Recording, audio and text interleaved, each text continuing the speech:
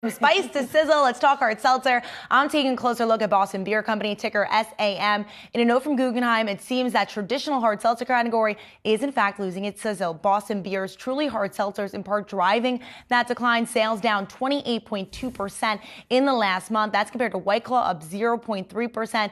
Bud Light seltzer sales also down 50.2%. Now, on the other hand, the ready-to-drink category is getting a boost here. Boston Beer Company Twisted Tea sales up 31%, but that's far behind top competitor High Noon with sales up 94.4%.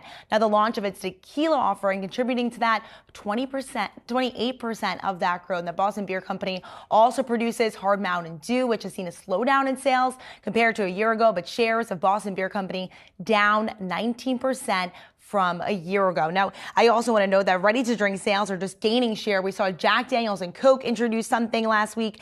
In addition to that, AB InBev's Neutral, they launched a national campaign. It's their first one. That's the vodka hard seltzer brand. And so certainly seeing a pivot here when it comes to consumer preferences. And we've been seeing this. I'm just shocked that Sam Adams didn't catch on to this quicker. When you saw High Noon sort of take off, right? Back in 2021. Yeah, this and is it's a when hard vodka seltzers, mix. Right. Instead of the malt liquor, and it's become more popular. I'm just shocked that these brands weren't quicker to get to tequila and let High Noon beat them there. Right. Yeah, and I think that's largely been the criticism here when it comes to Boston Beer, the lack of innovation, the lack of really being able to capitalize on some of the partnerships that they did have with distribution, why they weren't able to really expand some of their sales growth when it does come to Truly. In terms of the hard seltzer category, though, I wonder whether or not we've really seen the extension of that growth, because you have to wonder, people aren't talking about it nearly as much. The growth numbers have come down pretty sequentially here over the last several months, the last several quarters. And we know that Boston Beer has been slowly losing its grip on that market share. Can't count them out. They could always come out with something else, but you got to question